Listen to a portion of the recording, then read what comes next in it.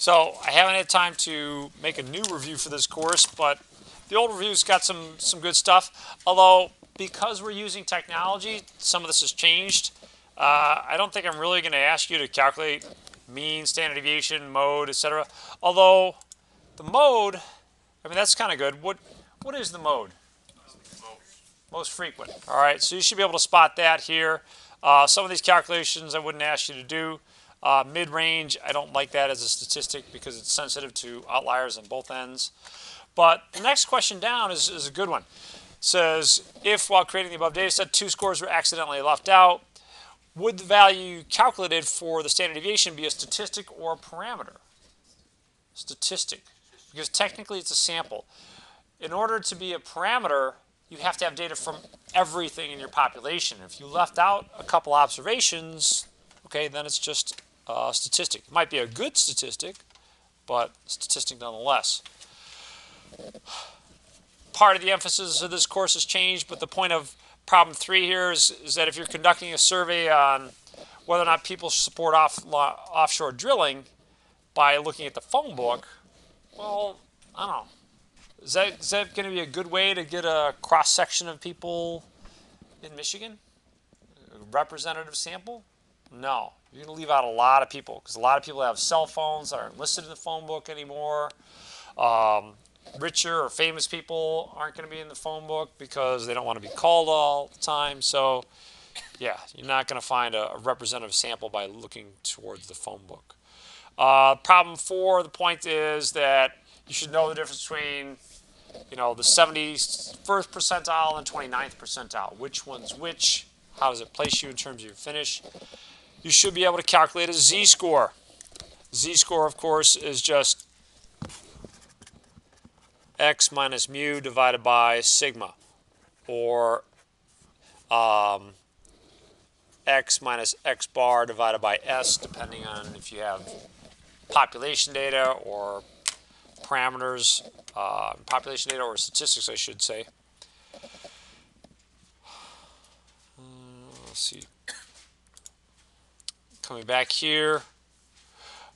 What has to be true about a probability? Between 0 and 1. So a couple of these you can throw out. -1, 5/3, 2. Those don't work. This one, again, is related to probabilities. On their first date, Kelly asked Mike to guess her age. Mike guessed is 15 years too high. What's the probability that Mike and Kelly will have a second date? 0. Yeah, it's just not going to happen.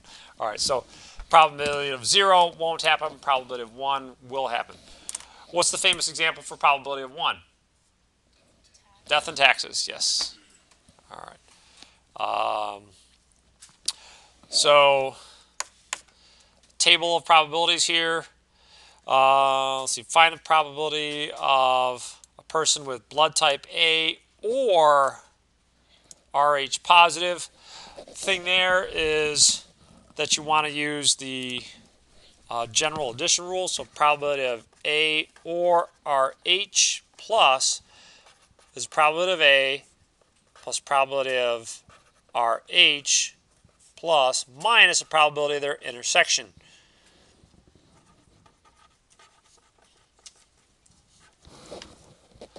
So we'll calculate all 3 of those to get our final probability. Now, a lot of times I'll set this up so that if you calculated this plus this, you're going to get a number bigger than 1. And the reason I do that is to try and give you a chance to catch a mistake. Because if you got a number bigger than 1, that can't happen. You can't have probabilities greater than 1. So let's look at this. Where is it? Here. Now there's 100 people in this table. So the probability of an A, that's going to be 40 out of 100. So 40 out of 100. Probability of Rh plus. Actually, here, you know what? What'd you get? 76? 86? 86? Okay. 86 is correct. You can do that one of 2 ways. You can add up all these, or you might look and say, hey, this is easier. adding up those, you get 14. 14 from 100 is 86, so 86 out of 100. Basically using the complementation rule there, but 86 out of 100 is probability of RH plus. Now, like I said, a lot of times I'll set this up so that if you forgot about this, I'm at least giving you a chance to catch your mistake, because right now your probability of A or RH positive is 126 out of 100. That's too big. It should be sending you a signal. So try and be critical thinkers when you're taking these exams and not just, put down the first answer that pops in your head. Think carefully about it. If you subtract the double counting here, probability of RH plus and A, so that's 35 out of 100. So that's going to be what, 91?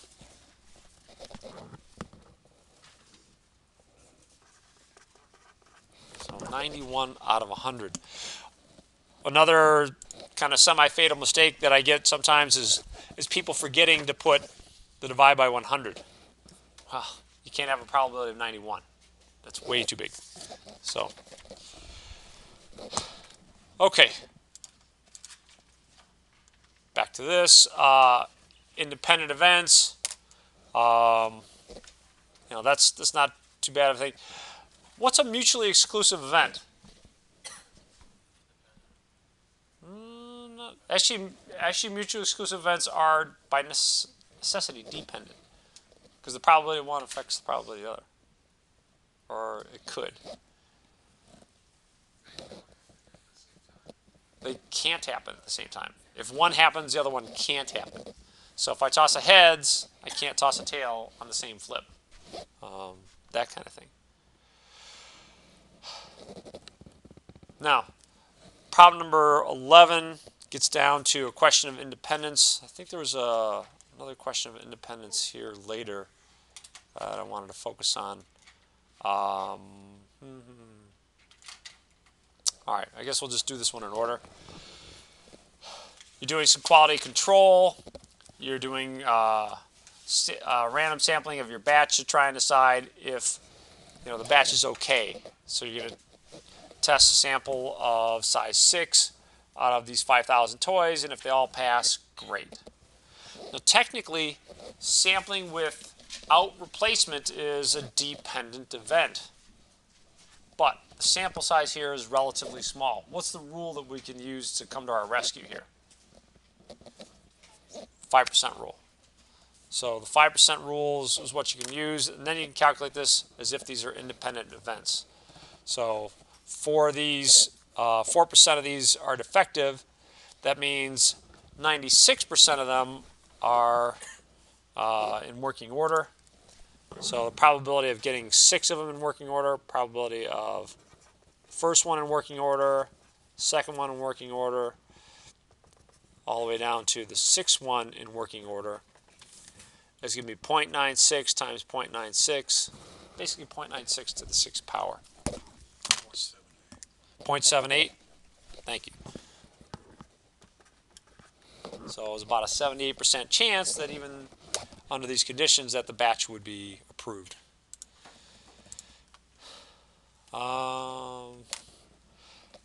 You should know what standard deviation means. If not, go back and look at it. Problem 16 is a familiar problem. You had a problem like this on one of your tests.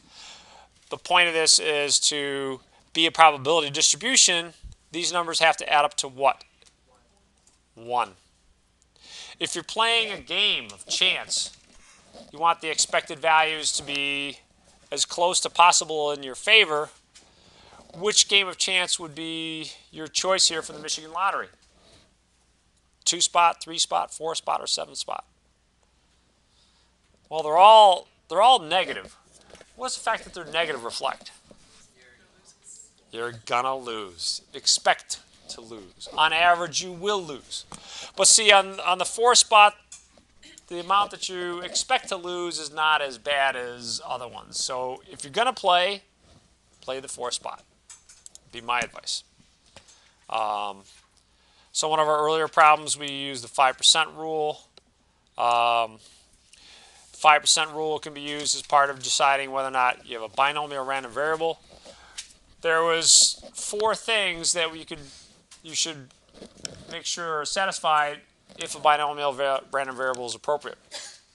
What word helped us out? Fits. Good. Fits.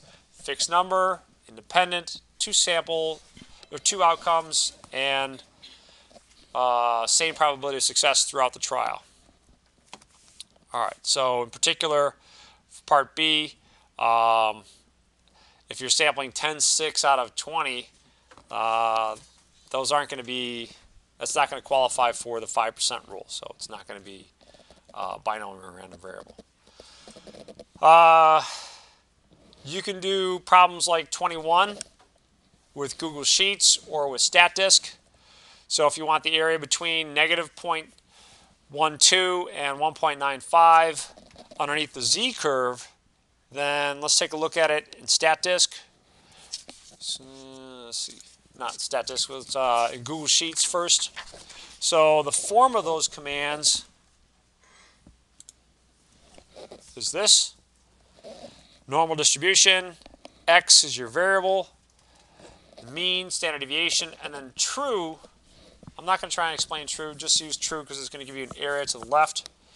So if I want the area to the left of x, in this case, negative 1.2, comma, what's the mean of the standard normal curve? Your z-curve, the mean. 0, standard deviation of 1, and then true. So to get that area from Google Sheets, that's exactly what you type in. Equals normal distribution, negative 1.2, 0, 1, 2, or 0, 1, and true. Let me copy that and edit it for the next part of this calculation. I want to find the area to the left of 1.95. So 1.95 should be a much bigger area. So I got these 2 areas, but now what? Which one's my answer? Subtract them. Yeah, so equals, other way around. So equals here minus a 1. So that's with Google Sheets. Now, a lot of us have gotten comfortable and familiar and happy with StatDisk, and that's fine. You can do this on StatDisk as well. So for StatDisk, underneath analysis, go to probability distribution and then normal distribution. I believe it's going to assume a standard normal distribution. So you type in one of these 2 blanks. Either you type in the z-value or the area to the left, and it'll give you the other one. So if I type in the z-value of negative 1.2, it should give me the 11% that Google Sheets gave me. There you go. Let's see. Yeah, right here. Area to the left, 0.115, etc. So what you'd have to do if you're doing this with StatDisk, you'd have to write down that number and then repeat this for 1.95. Click Evaluate, and now you take that number and then subtract off the 11.5% from the previous one. So that's with StatDisk. So whatever's most comfortable. Let's take a look here. 0.974412. And let's look back here at, yeah, pretty good. Pretty close. Okay. On the other hand, you can be asked for a percentile. So the 90th percentile puts 10% of the area in the right tail, 90% in the left tail. So if you ask for the 10th percentile or the 90th percentile, be careful. You can again get those things with StatDisk. So cumulative area to the left, 90, I think I got to type that in as 0.90 or just 0.9. There you go, area to the left, 90%. But what we need is the z-value, which is 1.28, approximately speaking. You can do that with Google Sheets. With Google Sheets, type in the percentile, the mean, and the standard deviation. So the nice thing is that you can do this for something other than just a standard normal curve. You use any curve. But for the standard normal curve, that'd be 0 and 1.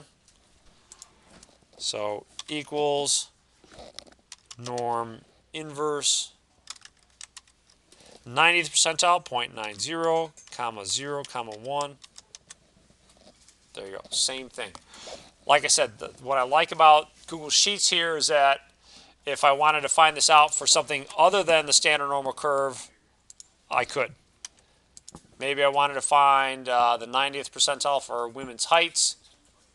So women's heights have a mean of, I think, about 65 and a standard deviation of 2.6. So there you go. If you're 68.3 inches tall, then you're in the 90th percentile of heights for women.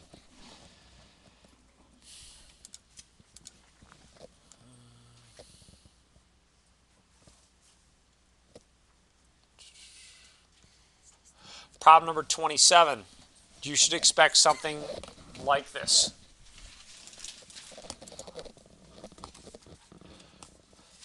Basically, what's going to happen in a problem like this is that there's two parts. One of them is asking you to find the area underneath a distribution based on just the distribution. So according to this problem, let's see. According to this problem, weights of men are normally distributed with a mean of 172 and a standard deviation of 29. So you would use that to try and find the area to the right of 167 on this distribution. Now, what changes for the second part? For the second part, you're not looking at one person anymore. You're looking at the mean weight of 12 people is 167 or more. So that changes things. And let's write down a couple things for ourselves here.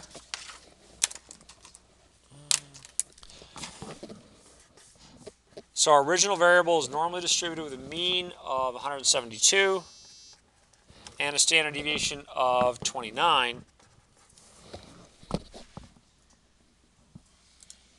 The important thing here is the distribution of x bar. X bar for samples of size 12 will have a normal distribution because it came from a normally distributed population. Alicia, what's the mean of this distribution going to be? 172. Good.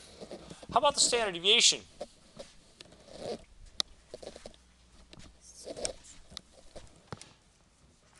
(29 over the square root of 12). So the important thing is that in your second part of this problem that you use this distribution to do your calculation. So mean of 172 and a standard deviation of 129 or 29 over the square root of 12. So I want the area to the right of 167. Let's see if we can't do that one kind of quickly with Google Sheets. So equals norm distribution 167, that's our x value. The mean was 172. The standard deviation was 29. And you know what, I'm just going to get a decimal value for that. Make my life easier because I don't know if Google Sheets likes you to put in square roots very much. So 29 divided by the square root of 12, 8.372 we'll call it. So let's go back here. 8.372 comma true.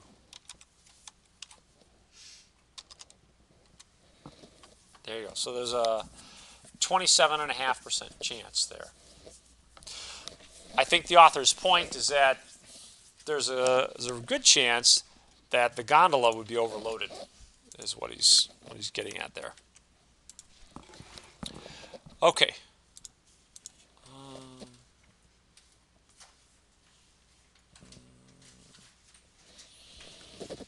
We went through a lot of these with our Kahoot.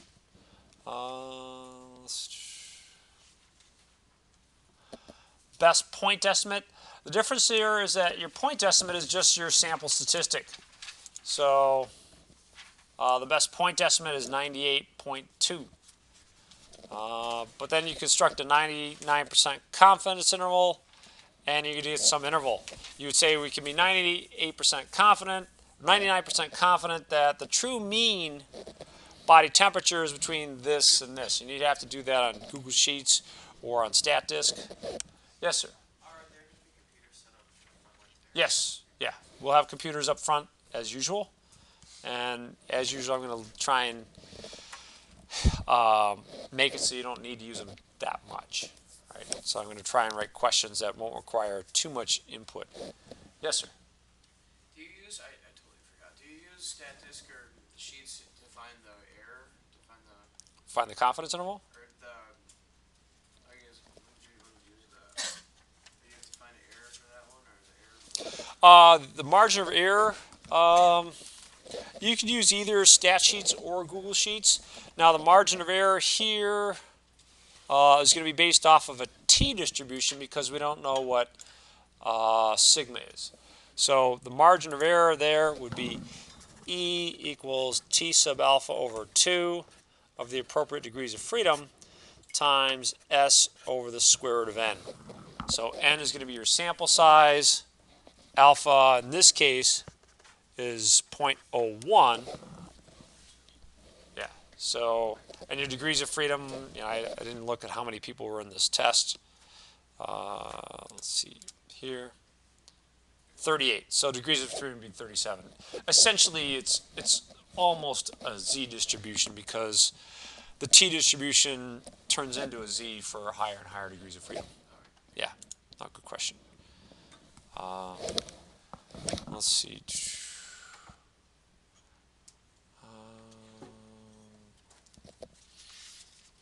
You should expect to set up some null and alternative hypothesis.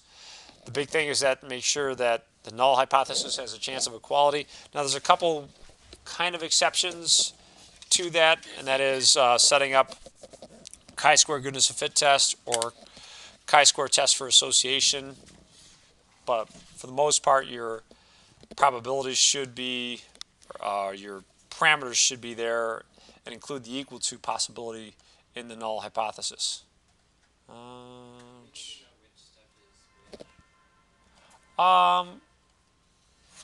It's pretty consistent. The first one is set up your null hypothesis. This one's choose alpha. This one used to be find the critical values. Now it's just enter your data into StatDisk or enter in the summary statistics into StatDisk. Fourth one, we've based our decisions in this class off the p-value. So that would be, you know, outputs that you would get from StatDisk. What's step 5? Yeah, reject or fail to reject. And then step 6 is state your conclusion in words. So that's pretty consistent for all of these. And I hope that you're familiar with that at this point. I don't think I'm asking for anything new here.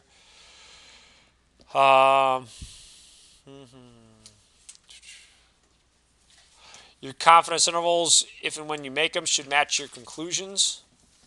In particular, does your confidence interval include the possibility stated in the null hypothesis? So in this case, since you're doing a hypothesis test of two population means, so mu sub king size equals mu sub, where are we? Regular, yeah, 100 millimeter. So let's do it like this. H naught, mu sub king size equals mu sub 100 millimeter. So that's your null hypothesis. If you did a confidence interval for the difference in those two, mu sub king size minus mu sub 100 millimeters, that confidence interval, if it contains 0, then you should be accepting H naught. If it doesn't contain 0, then you should be rejecting. Because if mu sub ks minus mu sub 100 millimeter equals 0, one of the possibilities then is that those two could be equal. So if 0 is in your confidence interval, wherever these are, then you should be failing to reject H naught.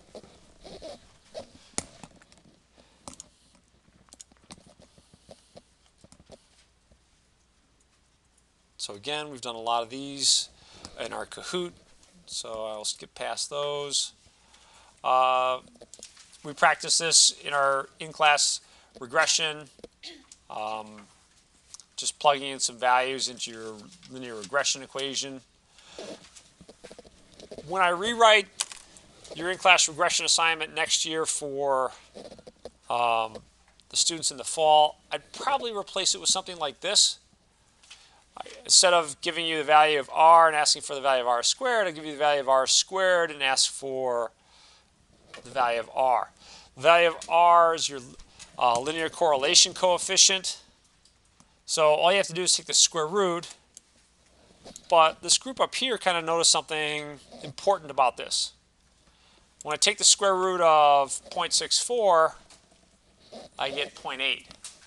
0.8 is not the correct answer for r here in problem 48. What would be the correct answer? Negative 0.8, because you have a negative slope. Which one of these is the correct value for r in problem 49? Negative 1. That's a perfect negative linear correlation.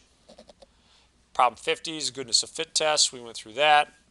Chi-square test for independence. Let's see. Oh, couple advantages and disadvantages of nonparametric statistics. Now, we went through just the sign test, but there were some advantages and disadvantages to parametric and non-parametric. There are some advantages and disadvantages of non-parametric statistics. The advantage is it's more widely applicable. That's one advantage. Another advantage is that you can sometimes use non-numeric data. What about the disadvantages? What were some of the disadvantages? Yeah, you throw out some information, and it's not as powerful. One thing that I discussed was the efficiency. And it was a ratio of how many observations you need to reach the same conclusion using a parametric test versus a non-parametric test. The closer that is to 1, the better the non-parametric test.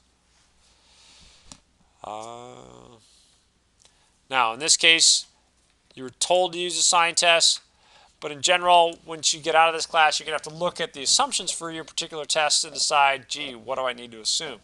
If you can assume that these are from normally distributed populations, which they may or may not be, then you can get away with a parametric test, the difference of two population means.